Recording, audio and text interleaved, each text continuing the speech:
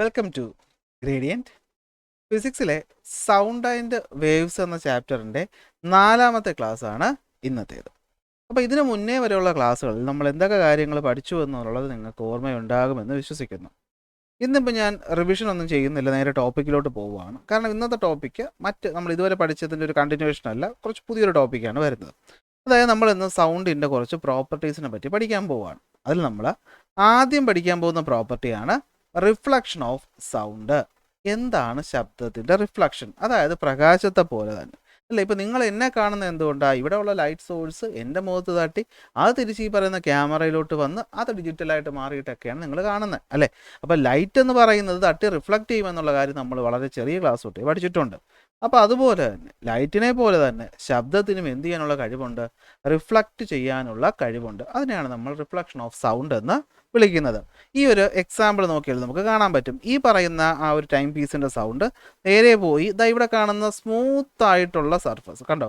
അപ്പോൾ ശബ്ദത്തിന് റിഫ്ലക്റ്റ് ചെയ്യണമെങ്കിൽ പ്രകാശത്തിനേക്കാൾ ഉപരി കുറച്ചുകൂടി സ്മൂത്ത് ആയിട്ടുള്ള സർഫസ് വേണം. അതായത് ഒരു സ്മൂത്ത് സർഫസിൽ ശബ്ദം വന്ന് തട്ടിക്കഴിഞ്ഞാൽ അതെന്ത് ചെയ്യും? നമ്മൾ ലൈറ്റ് തട്ടുന്ന പോലെ തിരിച്ച് ആ പറയുന്ന അതേ ആംഗിളിൽ തട്ടി എന്ത് ചെയ്യും? തിരിച്ച് വരും. ഇതിനെയാണ് നമ്മൾ എന്ത് വിളിക്കുന്നത്? റിഫ്ലക്ഷൻ ഓഫ് സൗണ്ട് എന്ന് വിളിക്കുന്നത്. അപ്പോൾ എന്താണ് reflection of sound? When sound wave hits A surface it bounces back just like light. ഇതിനെയാണ് നമ്മൾ എന്ത് വിളിക്കുന്നത്? റിഫ്ലക്ഷൻ ഓഫ് സൗണ്ട് എന്ന് വിളിക്കുന്നത്. ഈ സ്മൂത്ത് സർഫസിലായിരിക്കും പ്രധാനമായിട്ട് ഒരു സൗണ്ടിനെ എന്ത് ചെയ്യുന്നത്? റിഫ്ലക്റ്റ് ചെയ്യുന്നത്. അപ്പോൾ ഈ പറയുന്ന പ്രോപ്പർട്ടി നമ്മൾ നമ്മുടെ ഡേ ടു ഡേ ലൈഫിൽ ഉപയോഗിക്കുന്നുണ്ടോ എന്ന് ചോദിച്ചാൽ ഉണ്ട്. 2 സ്ഥലങ്ങളിൽ സൗണ്ടിൻ്റെ റിഫ്ലക്ഷൻ നമ്മൾ അതേപടി ഉപയോഗിക്കുന്നുണ്ട്. ഒന്ന് സൗണ്ട് ബോർഡും മറ്റൊന്ന് കർവ്ഡ് സീലിംഗ് ഇൻ ഹോൾസ്. രണ്ടും നമുക്ക് അത്ര വശമുള്ളൊരു കാര്യമല്ല. നിങ്ങൾ യൂത്ത് ഫെസ്റ്റിവലിനൊക്കെ പാർട്ടിസിപ്പേറ്റ് ചെയ്യുന്ന ആൾക്കാരാണെങ്കിൽ നിങ്ങൾക്കിത് അറിയായിരിക്കും അല്ലേ. നിങ്ങൾ പെർഫോം ചെയ്യുന്ന സ്റ്റേജിൻ്റെ പുറകുവശത്തെ സ്ക്രീൻ വെറുതെ അങ്ങ് ഒരു ഷോയ്ക്ക് വെച്ചേക്കുന്നതല്ല. അതിൻ്റെ ഷേപ്പ് നോക്കിയാൽ നമുക്ക് കാണാൻ പറ്റും. അത് ഇത്തരത്തിൽ ഇതൊരു സ്റ്റേജ് നമ്മൾ മുകളിൽ നിന്ന് നോക്കുന്ന വ്യൂ ആണ്. കാരണം മുകളിൽ നിന്ന് നോക്കുമ്പോൾ ഈ പറയുന്ന പെർഫോം ചെയ്യുന്ന ആളുടെ പുറകിലുള്ള സ്ക്രീൻ ഒരു കർവ് ചെയ്ത ഷേപ്പിലായിരിക്കും. ഇനി സ്കൂളിലെ സ്റ്റേജുകളിലേക്ക് കയറുമ്പോൾ നിങ്ങളൊന്ന് ശ്രദ്ധിച്ചാൽ മതി. അപ്പോൾ ഇത് വെറുതെ അങ്ങ് കർവ് ചെയ്ത് വെച്ചേക്കുന്നതല്ല, അതിൻ്റേതായ പർപ്പസ് ഉണ്ട്. കാരണം ഓഡിയൻസ് ഇരിക്കുന്നത് എപ്പോഴും കാണികൾ ഇരിക്കുന്നത് എപ്പോഴും പെർഫോം ചെയ്യുന്ന ആളുടെ എന്തായിരിക്കും? മുന്നേ ആയിരിക്കും. അപ്പോൾ ഈ പറയുന്ന ആള് സൗണ്ട് എന്ന് പറയുന്നത് നമ്മൾ പഠിച്ചു അല്ലേ. സൗണ്ട് എല്ലാ ദിശയിലോട്ടും 360 ഡിഗ്രിയിലോട്ട് സ്പ്രെഡ് ചെയ്താൽ പോകുന്നത്. അപ്പോൾ ഈ പുറകിലോട്ട് പോകുന്ന സൗണ്ട് വേവ്സ് നമുക്ക് ആവശ്യമുണ്ടോ? അല്ല, അവിടെ ആൾക്കാരില്ലല്ലോ. അപ്പോൾ എന്ത് ചെയ്യണം? ആ പോകുന്ന സൗണ്ട് വേവ്സ് തട്ടി എന്ത് ചെയ്യണം? തിരിച്ച് കാണികളിലേക്ക് വരണം. അപ്പോൾ ആ പറയുന്ന തട്ടി വരാൻ വേണ്ടിയിട്ടാണ് ഇങ്ങനെ കർവ് ചെയ്ത് വെച്ചേക്കുന്നത്. അപ്പോൾ പെർഫോം ചെയ്യുന്ന ആൾ പെർഫോം ചെയ്യുമ്പോൾ ഉണ്ടാകുന്ന ശബ്ദം തട്ടിയിട്ട് എന്ത് ചെയ്യും? നേരെ അല്ലേ ഈ പറയുന്ന കാണികൾക്ക് നേരെ വരും. അപ്പം നമുക്ക് കൂടുതൽ വ്യക്തമായിട്ടും കൃത്യമായിട്ടും ശബ്ദം കേൾക്കാനായിട്ട് പറ്റും. അപ്പോൾ ഇതാണ് സൗണ്ട് ബോർഡിൻ്റെ പർപ്പസ് എന്ന് പറയുന്നത്. വളരെ സിമ്പിളാണ് അല്ലേ. കേട്ടാൽ നമുക്ക് അറിയില്ലായിരുന്നു, പക്ഷേ ഒരു തവണ കേട്ടാൽ തന്നെ നമ്മുടെ മൈൻഡിൽ ഇരിക്കുന്ന കാര്യമാണ് സൗണ്ട് ബോർഡ് എന്ന് പറയുന്നത്. അപ്പോൾ സൗണ്ട് ബോർഡ് എന്തായിരിക്കും? Okay, found in places like auditoriums, theatres അല്ലെ. തിയേറ്ററുകളിലും ഓഡിറ്റോറിയത്തിലും അല്ലെങ്കിൽ മ്യൂസിക്കൽ ഇൻസ്ട്രുമെൻസിൻ്റെ ഒക്കെ പുറകിലായിട്ടാണ് ഇത് കാണുന്നത്. എന്തിനു വേണ്ടിയിട്ടാണ്? They reflect sound towards the audience to amplify and spread it more evenly അല്ലെ. ശബ്ദത്തിന് കുറച്ചുകൂടി അതിന് തീവ്രത കൂട്ടി ആൾക്കാരിലേക്ക് എത്തിക്കാൻ വേണ്ടിയിട്ടാണ് ഇത് ഉപയോഗിക്കുന്നത്. അതായത് എല്ലാവർക്കും ഈ ബാക്ക് റോയിൽ ഇരിക്കുന്നവർക്ക് വരെ ഈവനായിട്ട് കൃത്യമായിട്ട് ശബ്ദം കേൾക്കാൻ സഹായിക്കുന്ന ഒന്നാണ് സൗണ്ട് ബോർഡ് എന്ന് പറയുന്നത്. ഇതെന്താണ്? ശബ്ദത്തിൻ്റെ റിഫ്ലക്ഷൻ എന്ന് പറയുന്ന കാര്യത്തെ അടിസ്ഥാനപ്പെടുത്തിയാണ് പ്രവർത്തിക്കുന്നത്. ഇതേപോലെ തന്നെയാണ് കർവ്ഡ് സീലിംഗ്സ് ഇൻ ഹോൾ. ഇത് നമ്മൾ ഒട്ടും ശ്രദ്ധിച്ചിട്ടില്ല, പക്ഷെ നമ്മൾക്കിത് നമ്മുടെ ചുറ്റും ഉണ്ടെങ്കിൽ നമ്മൾ ശ്രദ്ധിക്കാതെ പോകുന്നൊരു കാര്യമാണ്. വലിയ വലിയ ഓഡിറ്റോറിയംസ്, കൺവെൻഷൻ സെൻറ്റേഴ്സ്, നമ്മൾ ഇന്നീ പറയുന്ന സ്പീക്കറും കാര്യങ്ങളും ഒക്കെ അത്രത്തോളം ഇല്ലാതിരുന്ന കാലം മുതലേ ഈ ഒരു രീതി ഉണ്ടായിരുന്നു. അതായത് നമ്മളൊരു ബിൽഡിംഗ് കൺസ്ട്രക്ട് ചെയ്യുന്നു എന്ന് വിചാരിക്കുക. ഇതാണ് സ്റ്റേജ്. ഈ സ്റ്റേജിൽ നിന്നാണ് ആൾ പെർഫോം ചെയ്യുന്നത്. ഇവിടെയാണ് ആരിയ്ക്കുന്നത്? കാണികൾ ഇരിക്കുന്നത്. അപ്പോൾ കാണികളിലേക്ക് സൗണ്ട് നേരെ എത്താൻ ഈ ആളുടെ പുറകിൽ നമ്മൾ എന്ത് വെച്ചിട്ടുണ്ട്? സൗണ്ട് ബോർഡ് വെച്ചിട്ടുണ്ട്. അതുപോലെ തന്നെ ഈ റൂഫും ഒരല്പം എന്ത് ചെയ്തിട്ടുണ്ടായിരിക്കും? കർവ് ചെയ്തിട്ടുണ്ടായിരിക്കും. അതായത് നമുക്ക് കാണികൾ ഇരിക്കുന്നത് ഈ നേരെയാണ്. പുറകിലോട്ട് പോകുന്ന സൗണ്ടിനെ സൗണ്ട് ബോർഡ് എന്ത് ചെയ്യും? റിഫ്ലക്റ്റ് ചെയ്ത് മുന്നിലേക്ക് എത്തിക്കും. എന്നാൽ ഈ മുകളിലോട്ടൊക്കെ ആവശ്യമില്ലാതെ പോകുന്ന സൗണ്ടിനെയും തിരിച്ച് എന്ത് ചെയ്യണം? റിഫ്ലക്റ്റ് ചെയ്ത് കാണികളിലേക്ക് എത്തിക്കുക എന്ന ഉദ്ദേശമാണ് എന്തിനുള്ളത്? കർവ്ഡ് സീലിംഗ് ഓഫ് ഹോൾസിന് ഉള്ളത്. അപ്പോൾ കർവ്ഡ് സീലിംഗ് ഓഫ് ഹോൾ എന്ത് ചെയ്യും? focuses sound waves and direct them to specific areas. എന്ത് ചെയ്യും? Enhance clarity and eliminate death spot അല്ലേ. അപ്പോൾ എല്ലായിടത്തോട്ടും ശബ്ദത്തിന് ഈവനായി എത്തിക്കാൻ വേണ്ടിയിട്ട് നമ്മൾ കൺസ്ട്രക്ട് ചെയ്യുമ്പോൾ ഉപയോഗിക്കുന്ന ഒരു ട്രിക്കാണ് ഈ പറയുന്ന കർവ്ഡ് സീലിങ്സ് പ്രൊവൈഡ് ചെയ്യുക എന്നുള്ളത്. ഇന്ന് ഈ പറയുന്ന ഡോൾബി അറ്റ്മോസ് ഒക്കെ ഉള്ള കാലത്ത് ഇതിൻ്റെ ആവശ്യം കുറവാണെങ്കിൽ പോലും ഇത് യൂസ് ചെയ്യുമായിരുന്നു. കോൺസേർട്ടുകൾ നടക്കുന്ന ഹാളുകളിൽ, ചർച്ചുകളിൽ, ലെക്ചർ റൂമുകളിൽ ഈ രീതി ഫോളോ ചെയ്യുമായിരുന്നു. അപ്പോൾ ഇതാണ് സൗണ്ടിൻ്റെ റിഫ്ലക്ഷൻ എന്ന് പറയുന്നത്. അതിൻ്റെ 2 ഉപയോഗങ്ങൾ നമ്മൾ വളരെ വ്യക്തമായി പഠിച്ചു കഴിഞ്ഞു. ഇനി സൗണ്ടിൻ്റെ റിഫ്ലക്ഷൻ വരുന്ന മറ്റൊരു ഭാഗമാണ് മൾട്ടിപ്പിൾ റിഫ്ലക്ഷൻ ഓഫ് സൗണ്ട്. എന്ന് വെച്ചാൽ ഒന്നുമില്ല, ശബ്ദം പലതവണ റിഫ്ലക്റ്റ് ചെയ്യുക. അല്ലെങ്കിൽ നിങ്ങൾ നിങ്ങളുടെ വീട്ടിൽ എപ്പോഴെങ്കിലും വീട്ടിൽ നിന്ന് താമസം മാറി പോകുന്ന സമയമോ അല്ലെങ്കിൽ പുതിയ വീട്ടിലേക്ക് നമ്മൾ പാല് കാച്ച് നടത്തി കയറുന്ന സമയത്തൊക്കെ നമ്മുടെ വീട്ടിലെ റൂമുകൾക്കകത്ത് ഫർണിച്ചേഴ്സ് ഒന്നും കാണത്തില്ല അല്ലേ. അപ്പോൾ നമ്മൾ അതിനകത്ത് കയറിയിട്ട് ശബ്ദം ഉണ്ടാക്കുമ്പോൾ നമുക്ക് നമ്മുടെ ശബ്ദം വീണ്ടും എക്കോ ആയിട്ട് കേൾക്കാറുണ്ട്. അല്ലെങ്കിൽ ഒരു മുഴക്കം പോലെ ഒരു പ്രത്യേക ശബ്ദം നമുക്ക് റൂമുകൾക്കകത്ത് ഫീൽ ചെയ്യാറുണ്ട്. അതെന്തുകൊണ്ടുണ്ടാകുന്നു എന്ന് വെച്ചാൽ മൾട്ടിപ്പിൾ റിഫ്ലക്ഷൻ കൊണ്ടുണ്ടാകുന്നു. അതായത് ശബ്ദം ഇവിടെ നോക്കി, ഈ പറയുന്ന ആളുടെ സൗണ്ട് പല സ്ഥലങ്ങളിൽ റിഫ്ലക്റ്റ് ചെയ്യുന്നു, പല തവണ റിഫ്ലക്റ്റ് ചെയ്യുന്നു. മൾട്ടിപ്പിൾ എന്ന് പറയുമ്പോൾ തന്നെ പല തവണ എന്നുള്ള കാര്യം നമുക്ക് സിമ്പിളായിട്ട് മനസ്സിലാക്കാൻ പറ്റും. അപ്പോൾ പല തവണ ശബ്ദം എന്ത് ചെയ്യാണ് റിഫ്ലക്റ്റ് ചെയ്യുകയാണ്. അതിനാണ് നമ്മൾ മൾട്ടിപ്പിൾ റിഫ്ലക്ഷൻ എന്ന് പറയുന്നത്. അതായത് പിന്നെ sound wave reflect of several surfaces, പല സർഫസുകളിൽ നിന്ന് ശബ്ദം എന്ത് ചെയ്യുന്നു? റിഫ്ലക്റ്റ് ചെയ്യുന്നു. വൺ ആഫ്റ്റർ അനദർ അല്ലെ, ഒന്ന് കഴിഞ്ഞ് ഒന്നായിട്ട് ഇങ്ങനെ റിഫ്ലക്റ്റ് ചെയ്ത് എന്ത് ചെയ്യുന്നു? Instead of just one bounce അല്ലേ, ഒരു തവണ തട്ടിപ്പോകുന്നതിന് പകരം പല തവണ തട്ടി പോകുന്നതിനെയാണ് നമ്മൾ എന്ത് വിളിക്കുന്നത്? മൾട്ടിപ്പിൾ റിഫ്ലക്ഷൻ എന്ന് വിളിക്കുന്നത്. നമ്മൾ എക്കോ അടിക്കുക എന്ന് പറഞ്ഞ് നമ്മൾ എപ്പോഴും പറയാറുണ്ട്. നമുക്കറിയാം എക്കോ ഉണ്ടാവുന്നതും റിവർബറേഷൻ ഉണ്ടാവുന്നതും സ്റ്റെതസ്കോപ്പിൻ്റെ വർക്കിങ്ങും അതുപോലെ വിസ്പറിംഗ് ഗാലറി പോലുള്ള കാര്യങ്ങൾ നിർമ്മിച്ചിട്ടുള്ളതും ഒക്കെ ശബ്ദത്തിൻ്റെ മൾട്ടിപ്പിൾ റിഫ്ലക്ഷൻ എന്ന പ്രോപ്പർട്ടിയെ അടിസ്ഥാനപ്പെടുത്തിക്കൊണ്ടാണ്. നമുക്കതിൽ ഓരോന്നായിട്ട് നോക്കാം. വീണ്ടും മൾട്ടിപ്പിൾ റിഫ്ലക്ഷൻ പറയേണ്ട കാര്യമില്ലല്ലോ. നേരെ നമുക്ക് ഇമ്പോർട്ടൻ്റ് ആയിട്ടുള്ള പരീക്ഷയ്ക്ക് ഒരു ചോദ്യം ഉറപ്പായിട്ടും വരുന്ന എക്കോയിലേക്ക് പോവാം. എക്കോ എന്താണെന്ന് നിങ്ങൾക്ക് പറഞ്ഞു തരേണ്ട കാര്യമില്ല. നിങ്ങളെല്ലാവരും ജീവിതത്തിൽ എക്കോ എക്സ്പീരിയൻസ് ചെയ്തിട്ടുണ്ട് അല്ലേ. നമ്മൾ പറഞ്ഞ കാര്യം നമ്മൾ തന്നെ അല്പം കഴിഞ്ഞ് വീണ്ടും കേൾക്കുന്ന ആ ഒരു കാര്യമാണ് നമ്മൾ എക്കോ എന്നതുകൊണ്ട് സിമ്പിളായിട്ട് ഉദ്ദേശിക്കുന്നത്. അപ്പോൾ എക്കോ അടിക്കുന്നത് എവിടെയാണ്, എന്തുകൊണ്ടാണെന്നാണ് നമ്മൾ പഠിക്കാനായിട്ട് പോകുന്നത്. അപ്പോൾ എക്കോ അടിക്കണമെങ്കിൽ ആദ്യം ഒരു സോഴ്സ് വേണം, അതായത് ശബ്ദം ഉണ്ടാക്കുന്ന ഒരാൾ വേണം. ഈ പറയുന്ന ശബ്ദമെന്ന് തട്ടുന്ന ഒരു ഒബ്സ്റ്റക്കിൾ ഉണ്ടായിരിക്കണം. അതായത് നമ്മൾ സൗണ്ട് ഉണ്ടാക്കുമ്പോൾ സൗണ്ട് വേവ് ഇങ്ങനെ നേരെ സഞ്ചരിച്ച് ഒരു ഒബ്സ്റ്റക്കിളിൽ തട്ടി തിരിച്ച് നമ്മൾ അടുത്തേക്ക് വരുന്നതിനാണ് നമ്മൾ എന്ത് വിളിക്കുന്നത്? എക്കോ എന്ന് വിളിക്കുന്നത്. അപ്പോൾ ഇതാണ് എക്കോ. ഓക്കെ, അപ്പോൾ എന്താണ് echo? Is the sound heard after a while due to the reflection of the initial sound. നമ്മൾ ആദ്യം ഉണ്ടാക്കുന്ന ശബ്ദം കുറച്ച് കഴിഞ്ഞ് തിരിച്ച് നമ്മുടെ അടുത്തേക്ക് തന്നെ വന്നാൽ അതിനെയാണ് നമ്മൾ എക്കോ അടിക്കുക എന്ന് പറയുന്നത്. പറയുമ്പോൾ സിമ്പിളായിട്ട് പറഞ്ഞെങ്കിലും എക്കോയിൽ നമുക്ക് കുറച്ച് കാര്യങ്ങൾ പഠിക്കാനുണ്ട്. അതിലൊന്നാണ് പെർസിസ്റ്റൻസ് ഓഫ് ഹിയറിംഗ്. അതായത് എക്കോ അടിക്കുക, നമുക്ക് നമ്മളൊരു ശബ്ദം കേട്ടാൽ, നമ്മൾ പറയുന്ന ഒരു ശബ്ദം കേട്ടാൽ നമ്മുടെ ബ്രെയിനിന് അതിനെ പ്രോസസ്സ് ചെയ്തെടുക്കാൻ 1/10 സെക്കൻഡ് സമയം ആവശ്യമാണ്. അതായത് 1/10 സെക്കൻഡ് സമയം, ഒരു സെക്കൻഡിൻ്റെ 10-1 സമയം, അതായത് ഏതാണ്ട് ഒരു 0.1 സെക്കൻഡ് വേണം നമ്മുടെ ബ്രെയിനിന് ശബ്ദത്തിന് പ്രോസസ്സ് ചെയ്യാൻ. അപ്പോൾ നമ്മൾ സംസാരിച്ച ശബ്ദം നമ്മൾ കേട്ടു, കുറച്ച് കഴിഞ്ഞിട്ട് ഈ 0.1 സെക്കൻഡ് കഴിഞ്ഞിട്ട് വീണ്ടും ആ ശബ്ദം എവിടെയെങ്കിലും തട്ടി തിരിച്ച് നമ്മുടെ ചെവിയിൽ വന്നാൽ നമ്മളത് പുതിയൊരു ശബ്ദമായിട്ട് ബ്രെയിൻ പ്രോസസ്സ് ചെയ്യും. പുതിയ ശബ്ദം എന്ന് വെച്ചാൽ നമ്മുടെ ശബ്ദം നമുക്ക് മനസ്സിലാവും, പക്ഷേ പുതുതായിട്ട് കേൾക്കുന്നു അല്ലെ. ഇപ്പം ഞാനിപ്പോൾ പറയുന്നത് ഞാൻ തന്നെ കേൾക്കുന്നുണ്ട്, പക്ഷേ കേൾക്കുന്ന ഒരു തവണ കേൾക്കൂ, പിന്നെ അത് മൈക്ക് എടുത്ത് പോകുന്നു എന്നുള്ളതല്ല, അതിവിടെ തട്ടി തിരിച്ചൊന്നും വരുന്നില്ല. നേരെ മറിച്ച് ഞാനീ സംസാരിക്കുന്നു, അപ്പോൾ എൻ്റെ സൗണ്ട് ഉണ്ടാവുന്നു, ഞാനതൊരു തവണ കേൾക്കുന്നു. എന്നാൽ 0.1 സെക്കൻഡ് സമയത്തിന് ശേഷം ഈ സൗണ്ട് തട്ടി വീണ്ടും എൻ്റെ അടുത്ത് വന്നാൽ ഞാൻ എൻ്റെ സൗണ്ട് തന്നെ ഒന്നും കൂടെ കേൾക്കും. നമ്മൾ നേരത്തെ പറഞ്ഞ എക്സാമ്പിൾ, വീട് പാല് കാച്ച്, അല്ലെങ്കിൽ നമ്മൾ പുതുതായിട്ട് വീട് മാറിപ്പോകുമ്പോൾ പഴയ വീട്ടിലെ സാധനങ്ങൾ മാറ്റിയിട്ടൊക്കെ നമ്മൾ റൂമിൽ പോയി സംസാരിക്കുമ്പോൾ പലപ്പോഴും നമ്മുടെ സൗണ്ട് തന്നെ നമ്മൾ വീണ്ടും കേൾക്കാറുണ്ട്. ഈ പറയുന്നതാണ് എക്കോ. അപ്പോൾ ഇതുണ്ടാകുന്നത് എന്തുകൊണ്ടാണ്? നമ്മുടെ ശബ്ദം നമുക്ക് 0.1 സെക്കൻഡിന് ശേഷം വീണ്ടും കേട്ടാൽ പുതിയൊരു സൗണ്ടായിട്ട് നമ്മുടെ ബ്രെയിൻ പ്രോസസ്സ് ചെയ്യും. ഈ ഒരു ശരീരത്തിൻ്റെ ആ ഒരു കാര്യത്തെ നമ്മൾ പെർസിസ്റ്റൻസ് ഓഫ് ഹിയറിംഗ് എന്ന് പറയും. നമ്മൾ കുറച്ച് കഴിയുമ്പോൾ നമ്മൾ പെർസിസ്റ്റൻസ് ഓഫ് വിഷൻ എന്ന് പറഞ്ഞിട്ട് പഠിക്കും. അതായത് നമ്മളൊരു ഒബ്ജക്റ്റിനെ കണ്ടു കഴിഞ്ഞാൽ അത് 1/16 സെക്കൻഡ് എടുക്കും നമുക്ക് ബ്രെയിൻ പ്രോസസ്സ് ചെയ്യാം, ശബ്ദം കുറച്ചും കൂടി സ്പീഡില്ല. അതപ്പോൾ പറയാം. അപ്പോൾ എന്താണ് പെർസിസ്റ്റൻസ് ഓഫ് ഹിയറിംഗ് എന്ന് പറഞ്ഞാൽ? ദ ഓഡിറ്ററി എക്സ്പീരിയൻസ്, അതായത് നമ്മൾ ശബ്ദം കേട്ടു എന്ന് പറയുന്ന കാര്യം, produced by a sound persist for about 1/10 second. This characteristics is known as persistence of hearing. എന്താണ്? നമുക്ക് കേട്ടു എന്നുള്ള ആ ഒരു ഫീലിംഗ് നമ്മുടെ ബ്രെയിനിൽ 1/10 സെക്കൻഡ് എടുക്കാതെ സിമ്പിളായിട്ട് നിങ്ങൾ ഇങ്ങനെ മനസ്സിലാക്കിയാൽ മതി. ഞാനൊരു സൗണ്ട് കേട്ടാൽ അത് പ്രോസസ്സ് ചെയ്ത് എൻ്റെ ബ്രെയിൻ സെറ്റ് ചെയ്തെടുക്കാൻ 1/10 സെക്കൻഡ് വേണം. അപ്പോൾ അത്രയും സമയം എനിക്ക് സൗണ്ട് കേട്ട ഫീൽ കിട്ടും. അത് കഴിഞ്ഞ് വീണ്ടും കേട്ടാൽ എന്ത് പറ്റും? അതാണ് പെർസിസ്റ്റൻസ് ഓഫ്, അതാണ് എക്കോ എന്ന് പറയുന്നത്. അപ്പോൾ എക്കോ ഉണ്ടാകുന്ന കണ്ടീഷൻ നമുക്ക് മനസ്സിലായാലോ. ഇനി ശ്രദ്ധിച്ച് കേട്ടോളേ.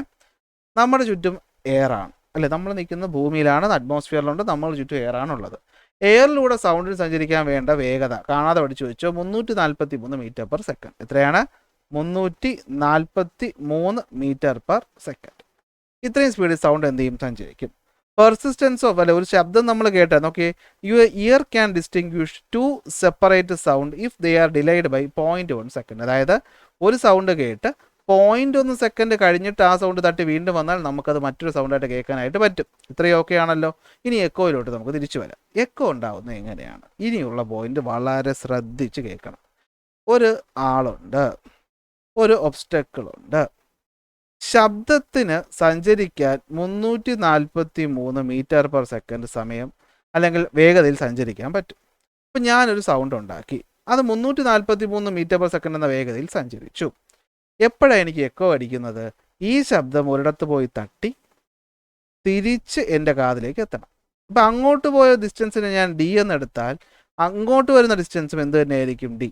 അപ്പം മൊത്തം ഈ ശബ്ദം എത്ര ദൂരം സഞ്ചരിച്ചു എന്ന് വെച്ച് കഴിഞ്ഞാൽ 2D ദൂരം സഞ്ചരിച്ചു. എത്ര ദൂരം സഞ്ചരിച്ചു? 2D ദൂരം സഞ്ചരിച്ചു. ഇനി എക്കോ ആയി ഞാനത് കേൾക്കണമെങ്കിൽ മിനിമം ഇവിടെ എടുക്കുന്ന സമയമെന്ന് പറയുന്നത് 0.1 സെക്കൻഡ് എങ്കിലും ആയിരിക്കണം. കാരണം 0.1 സെക്കൻഡ് എങ്കിലും കഴിഞ്ഞ് കേട്ടാലേ എനിക്ക് എക്കോ ആയിട്ട് തോന്നും. അല്ലെങ്കിൽ എനിക്കത് റിവർബറേഷൻ ആയിട്ട് വരും. അത് കുറച്ച് കഴിയുമ്പോൾ പഠിക്കാം. അപ്പോൾ ഒന്നുകൂടി ഞാൻ പറയാൻ ശ്രദ്ധിച്ച് കേട്ടോളാം. നമുക്ക് എക്കോ ഉണ്ടാവാൻ അല്ലെങ്കിൽ എക്കോ നമ്മൾ കേൾക്കാനായിട്ട് ആവശ്യമായ കണ്ടീഷൻ എന്താണെന്ന് ചോദിച്ചാൽ നമ്മൾ എങ്ങനെ പറയൂടാ? നമ്മളിവിടെ നിൽക്കുന്നു അല്ലേ, നമ്മളെന്ന് പറയുന്ന ഒരു വ്യക്തി ഇവിടെ നിൽക്കുന്നു. ഈ വ്യക്തി ശബ്ദമുണ്ടാക്കുന്നു. മിനിമം വേണ്ട കണ്ടീഷനാണ്. ആ ശബ്ദം സഞ്ചരിക്കുന്നു, ഒരു ഒബ്സ്റ്റക്കിളിൽ തട്ടുന്നു, തിരിച്ചയാളുടെ അടുത്തേക്ക് എത്തുന്നു. ഇത്രയും കാര്യം നടക്കാൻ വേണ്ട ഏറ്റവും മിനിമം വേണ്ട സമയം 0.1 സെക്കൻഡ്. ശബ്ദം ഏറിക്കൂടി സഞ്ചരിക്കുന്ന വേഗത 343 മീറ്റർ പെർ സെക്കൻഡ്. അങ്ങനെയാണെങ്കിൽ എക്കോ കേൾക്കാൻ മിനിമം എത്ര ദൂരം വേണം നമ്മളും ഈ തടസ്സവും തമ്മിൽ എന്ന് ചോദിച്ചാൽ നമുക്കറിയാം അങ്ങോട്ടും ഇങ്ങോട്ടും എന്തായാലും ശബ്ദത്തിന് ട്രാവൽ ചെയ്യണം. അപ്പം മൊത്തം ശബ്ദം ട്രാവൽ ചെയ്ത ദൂരം എന്ന് പറയുന്നത് ഞാൻ 2x ആയിട്ട് എടുക്കുകയാണ്. എനിക്ക് ഇപ്പോൾ ഇവിടുത്തെ ദൂരം എത്രയെന്ന് അറിയില്ല, അപ്പോൾ നമ്മൾ x ആയിട്ട് എടുക്കും. എക്സും കൂടെ 2x ദൂരം ശബ്ദം സഞ്ചരിച്ചു. അതിന് സഞ്ചരിക്കേണ്ടത് സമയം എന്ന് പറയുന്നത് 0.1 സെക്കൻഡ്. അവിടെയുള്ള വെലോസിറ്റി എന്ന് പറയുന്നത് 343. അങ്ങനെയാണെങ്കിൽ നമുക്കറിയാം ഡിസ്റ്റൻസ് അറിയാം അല്ലേ. വെലോസിറ്റി എന്ന് വെച്ചാൽ ഡിസ്പ്ലേസ്മെൻറ്റ് ബൈ ടൈം. ഇതിൽ നിന്ന് ഡിസ്റ്റൻസ് എന്ന് വെച്ചാൽ എന്തായിരിക്കും? ക്രോസ് മൾട്ടിപ്ലൈ അല്ലേ, വെലോസിറ്റി ഇൻറ്റു ടൈം. അപ്പോൾ വെലോസിറ്റി നമ്മൾ സമയം കൊണ്ട് മൾട്ടിപ്ലൈ ചെയ്യുകയാണ്. അപ്പോൾ നമുക്ക് എന്ത് കിട്ടും? Distance is equal to velocity എത്ര? 343 ഇൻറ്റു ടൈം എത്ര? 0.1 അഥവാ 1/10. അപ്പോൾ 1/10 എന്ന് പറയുമ്പോൾ ശ്രദ്ധിക്കണം എന്താണ്? 2D ആണ് ഡിസ്റ്റൻസ് അല്ലേ. അപ്പോൾ ഇവിടെ എന്താണ്? 2 എന്ന് എടുക്കണം. സംശയം വന്നാൽ ഞാൻ ആ 2 ഇടാൻ മറന്നു അല്ലേ. ഒന്നുകൂടി പറയാം, ശ്രദ്ധിച്ചു. എക്സ് ഇട്ടപ്പോൾ ശരിയായില്ല അല്ലേ. നമുക്കിതിന് ഡി എന്ന് തന്നെ ഇടാം. ഇതാണ് ഡി. ഓക്കെ, എന്താണ് ഡി? ഓക്കെ, അപ്പോൾ നോക്കിയോ, ഡിസ്റ്റൻസ് ട്രാവൽഡ് അല്ലേ, എത്ര ദൂരമാണ് ശബ്ദം സഞ്ചരിച്ചത്? 2D ദൂരം സഞ്ചരിച്ചു. അങ്ങോട്ടൊരു ഡി, ഇങ്ങോട്ടൊരു ഡി. ഇത് മറന്നു പോവല്ലേ പിള്ളേരെ. ഇവിടുന്നാണ് ചോദ്യം വരും പരീക്ഷയ്ക്ക് ഉറപ്പാണ്. ഫസ്റ്റ് ടേം എക്സാമിനകത്ത് ഇവിടുന്ന് ഒരു പ്രോബ്ലം ഉറപ്പാണ്. Distance travelled by the sound 2D. നമ്മൾ ചോദിക്കുന്നത് മിനിമം എക്കോ അടിക്കാൻ വേണ്ട സമയമാണ്. ഇവിടെ എഴുതി വെച്ചിട്ടുണ്ടെങ്കിൽ അത് വന്ന രീതി പറഞ്ഞു തരികയാണ്. Distance 2D. ശബ്ദത്തിൻ്റെ velocity 343 metre per second. Minimum ഒരു എക്കോ അടിക്കാൻ വേണ്ട സമയം 0.1 സെക്കൻഡ് അല്ലെങ്കിൽ നമുക്ക് 1/10 എന്ന് പറയാം, സെക്കൻഡ് എന്ന് പറയാം. ഓക്കെ, ശരി. ഇവിടെ നമുക്ക് കണ്ടുപിടിക്കാനുള്ളത് ഈ ദൂരം എത്രയാണ് എന്നുള്ളതാണ്. അപ്പോൾ നമുക്കറിയാം വെലോസിറ്റി എന്ന് വെച്ച് കഴിഞ്ഞാൽ ഡിസ്റ്റൻസ്, ഇവിടുത്തെ ഡിസ്റ്റൻസ് എത്ര? 2D by time. അപ്പോൾ ഇതിൽ നിന്ന് ഡിസ്റ്റൻസ് കണ്ടുപിടിക്കണമെങ്കിൽ എന്ത് ചെയ്യണം? 2D is equal to velocity into time. അതിൽ നിന്ന് ഡി എന്ന് വെച്ചാൽ എന്താണ്? Velocity into time by 2. ഈ 2 ഇങ്ങോട്ട് വന്നതാണ്, അതുകൊണ്ടാണ് ഇവിടെ ഒരു 2 കിടക്കുന്നത്. സബ്സ്റ്റിറ്റ്യൂട്ട് ചെയ്യുമ്പോൾ നമുക്ക് കിട്ടും D is equal to velocity എത്ര? 343 ഇൻറ്റു 1/10 ബൈ എത്ര? 2. 343/10 എത്ര കിട്ടും ഡിസ്റ്റൻസ് എന്ന് പറയുന്നത്? 34.3 ബൈ 2. അതായത് 34.3ൻ്റെ പകുതി എത്ര? 17.15. റൗണ്ട് ചെയ്ത് നമുക്ക് എത്രയായിട്ട് എടുക്കാം? 17 മീറ്റർ ആയിട്ട് എടുക്കാം. എത്ര എടുക്കാം? 17 എടുക്കാം. 17.5 17 മീറ്റർ എടുക്കാം. അപ്പോൾ ഇവിടെ നമുക്ക് എന്ത് മനസ്സിലായി? നമ്മൾ സൗണ്ട് ഉണ്ടാക്കുന്ന സോഴ്സും ഈ പറയുന്ന തടസ്സവും തമ്മിൽ മിനിമം ഒരു 17 മീറ്റർ എങ്കിലും ഉണ്ടെങ്കിൽ മാത്രമേ അവിടെ എന്തുണ്ടാവുള്ളൂ? ഇവിടെ അവിടെ എക്കോ എന്ന് പറയുന്ന സാധനം ഉണ്ടാവുള്ളൂ. പരീക്ഷയ്ക്ക് ഇതിങ്ങനെ തന്നെ ചോദിക്കും. എക്കോ ഉണ്ടാവാനുള്ള മിനിമം ദൂരം എത്ര? 17 മീറ്റർ. 17.15 ഇട്ടില്ലെങ്കിലും 17 മീറ്റർ. അതെങ്ങനെയാണ് വന്നേ? നമുക്കറിയാം മിനിമം വേണ്ട ഡിസ്റ്റൻസ് എന്ന് പറയുന്നത് നമുക്കറിയാം. അത് കണ്ടുപിടിക്കണം. നമ്മൾ പോകുന്നത് നമുക്കറിയാം സൗണ്ട് അങ്ങോട്ട് പോയിട്ട് ഇങ്ങോട്ട് എത്തണം. അപ്പോൾ അങ്ങോട്ട് പോയിട്ട് ഇങ്ങോട്ട് എത്തുമ്പോൾ നമുക്ക് 2d ആയിട്ട് എടുക്കാം. ശബ്ദം സഞ്ചരിക്കുന്ന വെലോസിറ്റി 343. മിനിമം വേണ്ട സമയം 0.1 സെക്കൻഡ് എങ്കിലും കഴിഞ്ഞാലേ എക്കോ ആയിട്ട് ഫീൽ ചെയ്യുള്ളൂ. അല്ലെങ്കിൽ എക്കോ ആയിട്ടല്ല വേറെ വല്ലതായിട്ട് ഫീൽ ചെയ്യും. അപ്പോൾ ഈ 3 സാധനം ഡിസ്റ്റൻസും വെലോസിറ്റിയും ടൈമും ഉണ്ടെങ്കിൽ അതിൽ നിന്ന് ഈ പറയുന്ന വേരിയബിൾ കണ്ടുപിടിക്കാൻ പറ്റൂലേ? പറ്റും. അങ്ങനെയാണ് നമ്മൾ ആ 2 ഇട്ട് ചെയ്യും. ഈ 2 ആണ് നിങ്ങൾക്ക് മിസ്സായി പോകുന്ന സാധനം. 2 മിസ്സാവരുത്. അല്ലെങ്കിൽ 34.3 നിങ്ങൾ എഴുതി വയ്ക്കും. അല്ല, അതിൻ്റെ പകുതി 17. കാരണം അങ്ങോട്ടും ഇങ്ങോട്ടും വരണമെന്ന കാര്യം ഓർത്ത് വയ്ക്കുക. ഓക്കെ ആണല്ലോ. അപ്പോൾ ഇതാണ് എന്താ നമ്മുടെ എക്കോയ്ക്കിടെ വേണ്ട മിനിമം കണ്ടീഷൻ എന്ന് പറയുന്നത് കേട്ടോ. 35 അതിൻ്റെ പകുതി ഇവിടെയാണ്. ഈ 35 കാണാതെ പഠിച്ചുകൊണ്ട് പോലെ 17.5 തന്നെ എന്ത് ചെയ്യണം? പഠിക്കണം. ഇവിടെ ഒരു ചോദ്യം കണ്ടോ. The echo of a sound cracker അല്ലെങ്കിൽ കതിന is heard after 1 second by the person who burst it. How far is the reflecting surface from the person hearing the echo?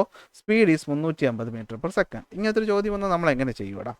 നമ്മളത് പറഞ്ഞു ഒരാൾ ഒരു എക്കോ കേട്ടത് 1 സെക്കൻഡ് കഴിഞ്ഞിട്ടാണ്. അപ്പോൾ സമയം കിട്ടി. ശബ്ദത്തിൻ്റെ വെലോസിറ്റി എന്ന് പറയുന്നത് നിങ്ങൾ 350 മീറ്റർ പെർ സെക്കൻഡ് ആയിട്ട് എടുത്തോ എന്ന് പറയുന്നുണ്ട്. അങ്ങനെയാണെങ്കിൽ നമ്മൾ ഈ പറയുന്ന കതിന പൊട്ടിച്ചവനും ഈ പറയുന്ന തടസ്സവും തമ്മിൽ എത്ര ദൂരമുണ്ട് എന്നതാണ് ചോദ്യം. സോ ഡിസ്റ്റൻസ് ആണ് ഇവിടെ കണ്ടുപിടിക്കേണ്ടത്. ഈ ടൈപ്പ് ചോദ്യമാണ് പരീക്ഷയ്ക്ക് വരുന്നത്.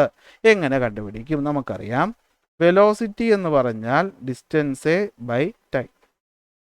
ഇവിടുത്തെ ഡിസ്റ്റൻസിൻ്റെ പ്രത്യേകത നമ്മൾ ഒരു ഡിസ്റ്റൻസ് ആയിട്ട് എടുക്കരുത്. ഇത് അങ്ങോട്ട് പോകുന്നതാണ്. അങ്ങോട്ടും ഇങ്ങോട്ടും പോകുമ്പോൾ നമ്മൾ ഡിസ്റ്റൻസ് എത്രയായിട്ട് എടുക്കണം? നമ്മൾ 2d ആയിട്ട് എപ്പോഴും എടുക്കണം. സോ ഇവിടെ 2 കൊടുക്കാൻ മറന്നു പോകരുത്. അപ്പോൾ ഇതിൽ നിന്നും 2d എന്താണെന്ന് പറഞ്ഞാൽ എത്രയായിരിക്കും? അത് വെലോസിറ്റി ഇൻറ്റു ടൈം ആയിരിക്കും. ഇതിൽ നിന്നും d എന്ന് പറഞ്ഞാൽ എന്തായിരിക്കും? വെലോസിറ്റി ഇൻറ്റു ടൈമേ ബൈ 2 ആയിരിക്കും. ഇവിടെ വെലോസിറ്റി എന്ന് പറയുന്ന 380ഉം ടൈം എന്ന് പറയുന്ന 1ഉം ബൈ 2ഉം ചെയ്യുമ്പോൾ നമുക്ക് ഡിസ്റ്റൻസ് എന്ന് പറയുന്നത് എത്ര കിട്ടുവടാ? 350ൻ്റെ പകുതി അഥവാ 175 മീറ്റർ എന്ന് കിട്ടും. സോ നമുക്കിവിടെ 175 മീറ്റർ കിട്ടും. ഓക്കെ. ഇവിടെ ഈ 2 ഇട്ടില്ലെങ്കിൽ നിങ്ങൾ 350 എന്ന് എഴുതും. പക്ഷേ അവിടെയാണ് പ്രശ്നം പറ്റുന്നത്. ഇവിടെ എന്താണ്? അങ്ങോട്ട് പോയിട്ട് ഇങ്ങോട്ട് വരാനിടത്ത സമയമാണ് തന്നിരിക്കുന്നത്. അപ്പോൾ അങ്ങോട്ട് പോയിട്ട് ഇങ്ങോട്ട് വരാനുള്ള ഡിസ്റ്റൻസ് എന്ന് പറഞ്ഞാൽ നമ്മൾ 2d തന്നെ എടുക്കണം. അല്ലെങ്കിൽ ഇവിടെ തെറ്റും. ഓക്കെ ആണോ? ഇതാ ഇവിടെ അടുത്തൊരു ചോദ്യമുണ്ട്. അത് നമ്മളിവിടെ ചെയ്തിട്ടുണ്ട്. നോക്കാം ചോദ്യത്തിൻ്റെ ഉത്തരം എന്താണ്. What should be the minimum distance? കേട്ടോ, നമുക്ക് ശ്രദ്ധിച്ചോളാം കേട്ടോ. ഇവിടെ ഒരു ഒറ്റ പോയിന്റ് ഉണ്ട്. മിനിമം ഡിസ്റ്റൻസ് ചോദിച്ചാൽ നമ്മൾ ടൈം എന്ന് പറയുന്നത് എത്ര എടുത്താൽ മതി? നമ്മൾ ടൈം എന്ന് പറയുന്നത് 0.1 സെക്കൻഡ് ആയിട്ട് എടുത്താൽ മതി. ഇത് ക്വസ്റ്റ്യന് തരൂല, ശ്രദ്ധിച്ചോളണേ. മിനിമം ഡിസ്റ്റൻസ് നമ്മൾ എക്കോ എടുത്തപ്പോൾ എന്താ പറഞ്ഞേ? എക്കോ കേൾക്കാൻ വേണ്ട മിനിമം സമയം എന്ന് പറയുന്നത് എത്രയാണ്? 0.1 സെക്കൻഡാണ്. അത് തന്നെ ഇവിടെ ഉദ്ദേശിക്കുന്നത്. മിനിമം ഡിസ്റ്റൻസ് കണ്ടുപിടിക്കണമെങ്കിൽ മിനിമം സമയം മതി. ആ മിനിമം സമയം ക്വസ്റ്റ്യന് നേരെ തന്നേക്കില്ല. നമ്മൾ ഓർത്തോളാം മിനിമം ഡിസ്റ്റൻസ് ആണ് കണ്ടുപിടിക്കുകയാണെങ്കിൽ അവിടുത്തെ ടൈം എന്ന് പറയുന്നത് 0.1 എടുത്തോളണം. Minimum time gap to hear an echo. അതുകൊണ്ടാണ് ഇവിടെ ബ്രാക്കറ്റ് ചെയ്ത് ഇട്ട് വെച്ചേക്കുന്നത്. അത് മാറിപ്പോകരുത്. അപ്പോൾ ഇത് മാറിപ്പോയിരിക്കും. പലതവണ ചോദ്യം ചെയ്ത് പഠിച്ചാലേ പറ്റുള്ളൂ. What should be the minimum distance between the source and the reflecting surface to hear a echo in water? വെള്ളത്തിൻ്റെ കാര്യം പറഞ്ഞേക്കുന്നത് തന്നിട്ടുണ്ട്. വെള്ളത്തിൽ സൗണ്ട് ട്രാവൽ ചെയ്യുന്ന വെലോസിറ്റി തന്നിട്ടുണ്ട്. അപ്പം വെള്ളത്തിൽ ശബ്ദം സഞ്ചരിക്കുന്ന വെലോസിറ്റി 1480 മീറ്റർ പെർ സെക്കൻഡ്. ഇവിടെ ശബ്ദം സഞ്ചരിച്ച ദൂരം നമുക്ക് 2d ആയിട്ട് തന്നെ എടുക്കാം. കാരണം എക്കോ കേട്ടു. ഒരു എക്കോ കേൾക്കാൻ വേണ്ട മിനിമം സമയം എന്ന് പറയുന്നത് 0.1 സെക്കൻഡ്. ഇത് ചോദ്യത്തിൽ തന്നിട്ടില്ല. ഇത് അറിയാമെന്നുള്ളവനെ ചെയ്യാൻ പറ്റുള്ളൂ. അല്ലെങ്കിൽ ഇവിടെ വെച്ച് നമ്മൾ സ്റ്റക്കായിട്ട് ഈ ചോദ്യം നമ്മൾ ഡ്രോപ്പ് ചെയ്യേണ്ടി വരും. ശ്രദ്ധിച്ചോ. അപ്പോൾ നമുക്ക് വീണ്ടും നമ്മുടെ ചില പരിപാടി അല്ലേ. Distance is equal to velocity into ടൈമേ ബൈ 2.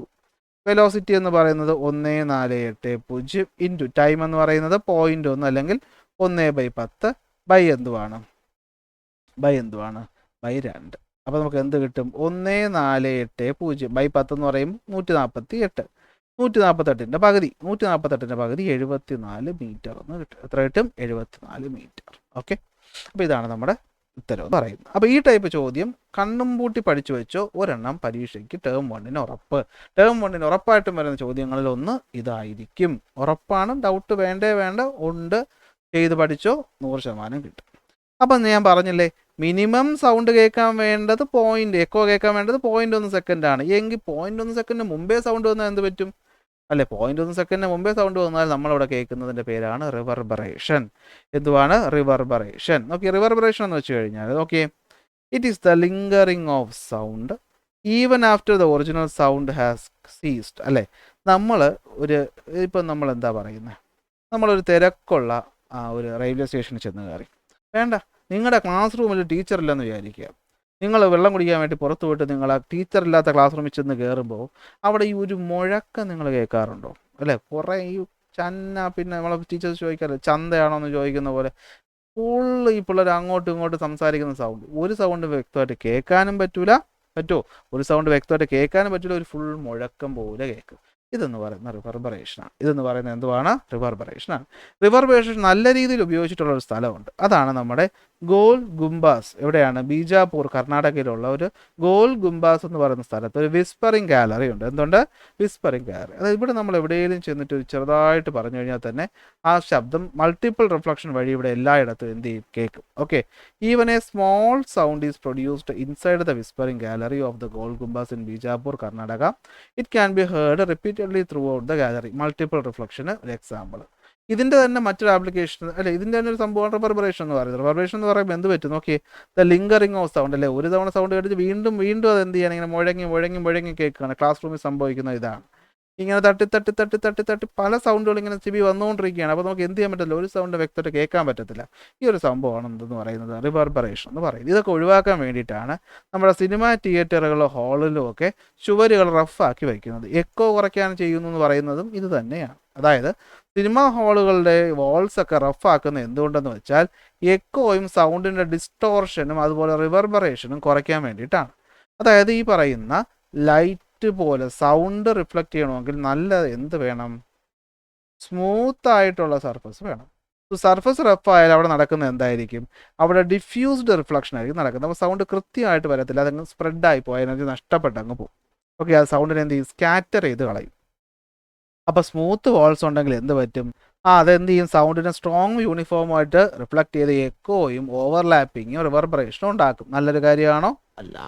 സോ റഫാക്കി ഡിഫ്യൂസ്ഡ് റിഫ്ലക്ഷൻ നടക്കാൻ വേണ്ടിയിട്ട് നമ്മൾ എന്ത് ചെയ്യും?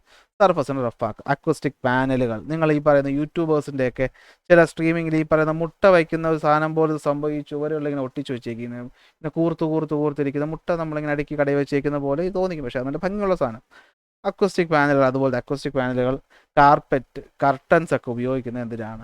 ഇവിടുന്ന് തിയേറ്ററൊന്നോ ഓഡിറ്റോറിയമൊന്നോ പല രീതിയിലും ചോദ്യങ്ങൾ മാറ്റി വരും. ഇവിടുന്ന് വേറൊരു ചോദ്യം വരും, എക്കോ കുറയ്ക്കാൻ നിങ്ങളുടെ വീട്ടിൽ അല്ലെങ്കിൽ നിങ്ങളൊരു കൺസ്ട്രക്ഷൻ ചെയ്യുകയാണ്, ഒരു ഹാൾ ഉണ്ടാക്കുകയാണ്, സ്കൂളിലത്തേക്ക് ഒരു ഓഡിറ്റോറിയം പണിയാണ്, അവിടെ എക്കോ കുറയ്ക്കാൻ എന്തൊക്കെ ചെയ്യണം എന്ന രീതിയിലും ചോദ്യം വരും. എന്തൊക്കെ പറയണം? കർട്ടൻ ഉപയോഗിക്കണം, വാൾസ് റഫ് ആക്കണം, തറയിൽ കാർപ്പറ്റ് ഉപയോഗിക്കണം എന്ന രീതിയിലുള്ള പോയിന്റുകൾ പുറത്ത് വയ്ക്കണം. അങ്ങനത്തെ ചോദ്യങ്ങൾ ഈ ഭാഗത്തു നിന്ന് വരാൻ സാധ്യതയുണ്ട്. ഓക്കെ, അപ്പോൾ ഇതാണ്. ഇനി ലിമിറ്റ്സ് ഓഫ് ഓഡിബിലിറ്റിയും അതുപോലെ തന്നെ സുനാമിയും കാര്യങ്ങളും നമുക്ക് അടുത്ത ക്ലാസ്സിൽ പഠിക്കാം. അപ്പോൾ ഇന്ന് ഇത്രയേ ഉള്ളൂ. അടുത്ത ക്ലാസ്സിൽ അടുത്ത ടോപ്പിക്കുമായിട്ട് കാണാം.